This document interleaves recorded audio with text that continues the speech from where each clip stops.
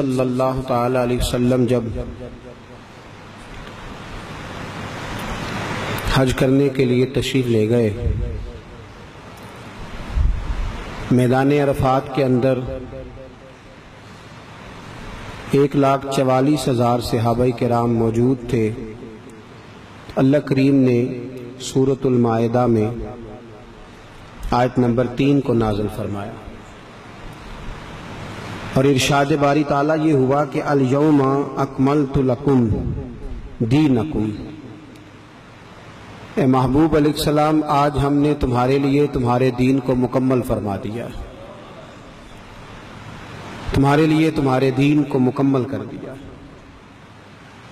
اور فرمایا وَأَتْمَمْتُ عَلَيْكُمْ نِعْمَتِي، اور ہم نے اپنی نعمت تمہارے اوپر تمام کر دی۔ تو یا اللہ ہمارے لیے حکم کیا ہے؟ فرمایا وَرَضِيتُ لَكُمُ الْإِسْلَامَ دِينًا، اب اللہ کی رضا یہ ہے کہ تم بطور دین جسے اپناؤ وہ دین اسلام ہونا چاہیے۔ اب تمہارے لیے جو منشور دستور زندگی گزارنے کا جو لاہ عمل ہے، وہ نہ کوئی آئلی قانون ہو، نہ کوئی دستور ہو، نہ کوئی نیا آئین ہو، وہ میں نے تمہیں بنا دیا ہے، اور وہ ہے اسلام۔ تم نے اپنے گھر سے لے کر عدالت تک، اور عدالت سے لے کر تمہاری فوج کی صفیں درست ہونے تک، اور تمہاری فوج کی صفوں کے درست ہونے سے لے کر تمہارے کفر کے ساتھ تعلقات تک، تو اپنی زندگی کو جب بھی چلانا ہے دین کے مطابق چلانا ہے۔ وَرَضِيتُ لَكُمُ الْإِسْلَامَ دِينًا، اللہ نے تمہارے لیے جو دین پسند کیا ہے وہ دین اسلام ہے۔ اب تم نے اس کے مطابق چلنا ہے، کسی نئے آئین کی، نئے قانون کی تمہیں ضرورت ہے؟ ہمارے ملک کے اندر کبھی تو آئلی قانون بن جاتا ہے، کبھی شور ہوتا ہے 73 کے آئین کا، کبھی لوگ کہتے ہیں نیا آرڈیننس لے آؤ اور ایک نیا قانون بنانا ہے۔ بھئی قانون تو بنا ہوا پہلے سے،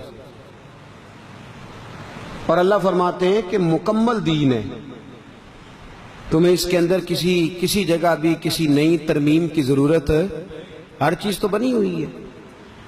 فوج کیسی ہونی چاہیے نبی پاک صلی اللہ علیہ وسلم نے بتا دیا ہے، عدلیہ کے جو قاعدے ضابطے ہیں حضور نے بیان کر دیے،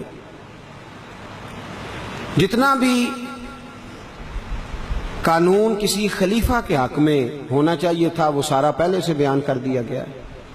اب کسی نئی چیز کی ضرورت ہے ہی نہیں سرے سے۔ مسئلہ یہ ہے کہ اسلام کے اندر بادشاہ نہیں ہوتا۔ توجہ ہے آپ لوگوں کی میری بات پر؟ یہ جمعہ آپ نے یاد رکھنا ہے جو آج آپ کی خدمت میں باتیں عرض کرنی ہیں، ضروری ہے۔ اسلام میں بادشاہ نہیں ہوتا، اسلام میں خلیفہ ہوتا ہے۔ وَإِذْ قَالَ رَبُّكَ لِلْمَلَائِكَةِ إِنِّي جَاعِلٌ فِي الْأَرْضِ خلیفہ۔ خلیفہ کا مطلب ہوتا ہے نائب۔ اللہ اور اس کے رسول صلی اللہ علیہ وسلم کا ایک شخص نائب بنے گا، اس کی ڈیوٹی قانون سازی کرنا نہیں۔ ہم جو اسمبلیاں بناتے ہیں نا آج، ان اسمبلیوں میں قانون سازی ہوتی ہے۔ آپ کو اگر کسی نئے مسئلے کوئی مسائل درکار بھی ہوں گے تو آپ قرآن و سنت سے استدلال کریں گے، نیا قانون اپنی مرضی کا نہیں لے کے آئے۔ قانون سازی کرنا بادشاہ کی ڈیوٹی نہیں، بلکہ اس کی ڈیوٹی قانون پر عمل کرانا ہے۔ قانون تو بنا ہوا ہے، دستور حیات تو موجود ہے، اس خلیفہ کو کیسا ہونا چاہیے وہ بھی ساری چیزیں دین کے اندر موجود ہے۔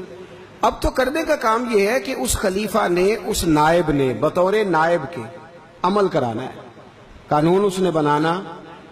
پھر سمجھنے بات، جو مسلمانوں کا حکمران ہوگا وہ قانون بنائے گا، اس لیے کہ اس کے پاس قانون پہلے سے بنا ہوا موجود ہے۔ کون سا قانون؟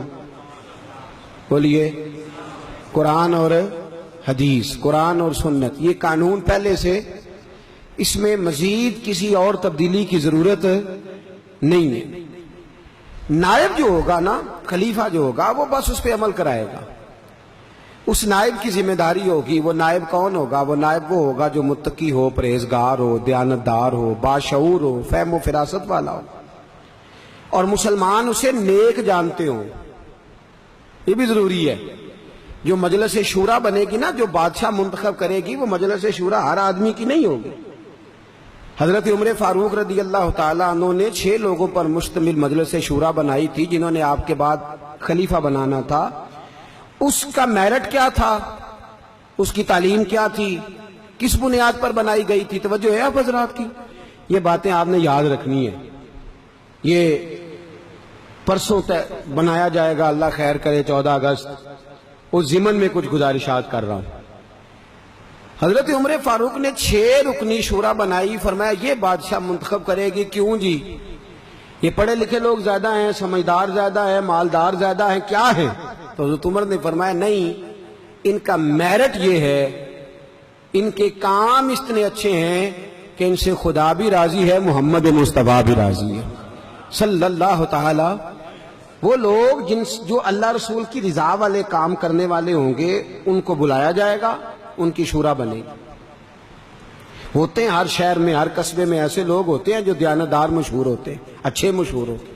ان لوگوں پر مشتمل شورا بنے گی۔ وہ شورا ایک بادشاہ بنائے گی، ایک امیر مقرر کرے گی، اور اس امیر کی ڈیوٹی قانون بنانا نہیں، قانون نافذ کرنا۔ یاد رکھ لیں، یہ ہے اسلام کا طرز حکومت۔ اور حضرت عمر فاروق رضی اللہ تعالیٰ عنہ کا طریقہ یہ تھا کہ اگر کوئی گورنر پہلے سے مالدار ہوتا نا، کاروبار کر رہا ہوتا، تو آپ کہتے ٹھیک ہے تو کاروبار کر، وہ کاروبار کر رہا ہے۔ جس دن وہ امارت چھوڑتا تھا نا، تو حضرت عمر حساب کرتے تھے کہ اس کے پاس کتنے پیسے زیادہ ہو گئے۔ وہ ذاتی کاروبار ہے اس کا علیحدہ۔ تو حضرت عمر فاروق رضی اللہ تعالیٰ عنہ کہتے تھے کہ اب آدھے پیسے تو رکھ لے اور آدھے مال غنیمت میں جمع کرا دے۔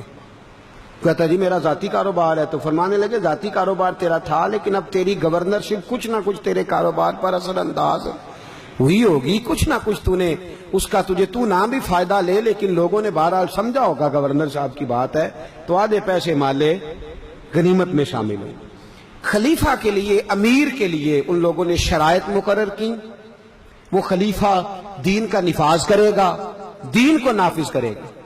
تعزیرات پہلے سے بنی ہوئی ہیں، اسلام کی سزائیں پہلے سے موجود ہیں۔ کوئی چوری کرے تو اسلام میں کیا سزا ہے؟ لو جنہوں نہیں پتا وہ نہ دسیا جے، تہاڈی مہربانی ایویں جنہوں پتہ ہے نا وہ پھر ضرور دسیا جے، تاکہ آپ بولیں گے تو عمل ہوگا نا جی۔ چوری کی سزا کیا ہے؟ قتل کی سزا جی۔ آنکھ کسی نے نکال دی تو اس کا جواب، کسی نے کسی کے ہونٹ کاٹ ڈالے تو اس کی سزا۔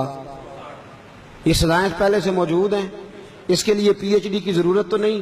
تو کس کس کام کے لیے آپ نے قومی اسمبلی بنائی اور سینٹ بنائی ہے؟ سزائیں تو پہلے سے موجود ہیں۔ آپ کے ملک میں ہاتھ کاٹے جاتے ہیں، کیوں جی؟ نہیں سمجھ آئی؟ قانون نافذ کنے کرنا ہے؟ تسا لائن چ لگ کے ووٹ دینے نے، مرضی تسا اپنی کرنی ہے، لیکن جو بات کر رہا ہوں اس کو تو سمجھے نا بھائی، وہ آپ نے مرضی کرنی ہے، اللہ خیر کرے۔ ہم جو قوم ہے، ہم قاتلوں کو ووٹ دینے والے لوگ ہیں، ہم جابروں ظالموں کے سپورٹر ہیں۔ میرے نبی کریم صلی اللہ علیہ وسلم نے فرمایا جس قوم سے اللہ بڑا ناراض ہوتا ہے اس کے بچے مرنے شروع ہو جاتے ہیں، اور فرمایا جس قوم میں ناانصافی عام ہوتی ہے وہاں قتل عام ہو۔ آپ وہ قوم ہے جو 71 جنازے اٹھاتے ہیں روز، 71 جنازے، اور یہاں آپ کے وزیر اعظم صدور اور لوگ کہتے ہیں اوہ پتہ ہی نہیں چلا۔ کیسے نہیں پتہ چلا؟ کیسے نہیں پتہ چلا؟ نہ ادھر ادھر کی تو بات کر، یہ بتا کہ قافلہ کیوں لٹا۔ مجھے رہزنوں سے غرض نہیں، تیری راہبری کا سوال ہے۔